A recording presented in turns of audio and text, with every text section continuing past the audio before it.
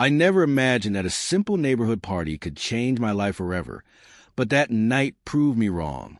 At first, everything seemed normal.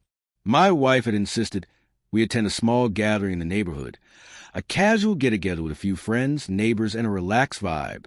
I agreed, expecting nothing more than a few laughs, some food, and maybe a drink or two. But the moment we stepped inside, I felt a subtle shift in the air, a quiet signal that this night would be anything but ordinary. At first, it seemed innocent enough. My wife and her friends joked about small talk, work stories, and the latest gossip. I stayed close, tried to join in, but I soon noticed the laughter was turning toward me. It started subtly, little jokes, playful nudges, but beneath the smiles there was a sharpness, a tone that made it clear they were mocking me. I brushed it off at first, telling myself I was overreacting, too sensitive. Then it escalated. One of her friends made a pointed remark about my career in front of everyone, implying I wasn't ambitious enough. My wife laughed along, leaning into the joke and adding her own sarcastic comment. I froze, a mix of shock, anger, and humiliation washing over me. The room went quiet for a moment, then erupted in laughter at my expense. My face burned, my chest tightened, and I felt a wave of shame crash over me. Some neighbors exchanged awkward glances, unsure how to react, but nobody intervened. The more I tried to laugh it off, the more relentless they became. They mocked my appearance, my hobbies, even the way I spoke. I could hear my wife whispering to her friends, urging them to go further, encouraging the ridicule. Each laugh felt like a knife to my dignity. I felt trapped, cornered in my own life by the person I had trusted most.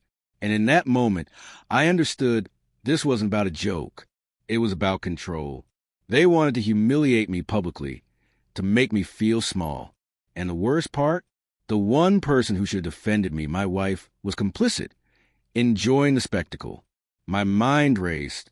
I could swallow the humiliation and pretend it didn't matter, or I could stand up and reclaim my life. I chose the latter. I rose slowly, letting the room register my silence. The laughter faded, replaced by curiosity. I locked eyes with my wife, and for the first time that night, I spoke, not with anger, not with sarcasm, but with calm, unwavering authority. I told her it was over. I explained that what I had just endured was unacceptable, humiliating, and a deal-breaker. I told her I deserved respect, not ridicule, and that this marriage could not continue. The room went silent. Her friends froze, unsure how to react. I could feel the tension in the air, heavy and electric. My wife's expression shifted from amusement to shock, then to panic. She tried to protest, but I cut her off calmly, stating that I was filing for divorce. Every word was deliberate, measured, final. I wasn't angry anymore. I was resolute. I had taken control, and nothing could reverse that. Her friends whispered among themselves, smugness replaced by guilt and unease. Neighbors watching from the edges of the room looked stunned, some nodding quietly in approval, as if they had been waiting for someone to stand up to the cruelty they had witnessed. I gathered my things, walked to the door, and stepped outside. The cold night air hit me, and for the first time in hours, I felt relief. Relief not just from leaving the party, but from a situation that had been festering far too long. That night was more than humiliation. It was a wake-up call. Life is too short to tolerate disrespect, and self-worth is mine to protect. The next morning, I met with a lawyer and began the divorce process. It wasn't easy. Emotional battles, paperwork, social fallout, but necessary.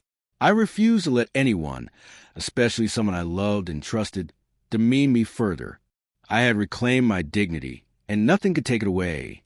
In the weeks that followed, messages poured in from neighbors, friends, even casual acquaintances. Some expressed shock, others admiration for my courage. But the most important feeling was freedom. Freedom from ridicule, from betrayal, from a life dictated by others. Looking back, that night at the neighborhood party was a turning point. It taught me that silence in the face of humiliation is never the answer, and standing up for yourself, even when terrifying, can change everything. I lost a marriage, yes, but I gained something far more valuable: my self-respect, my personal power. If you ever find yourself being humiliated, mocked, or controlled, Remember this story. There is strength in standing up, in reclaiming your dignity. And saying enough is enough. It's never easy, never comfortable, but it is always worth it. That night, I walked away from more than a party. I walked away from disrespect, ridicule, and a life that no longer served me.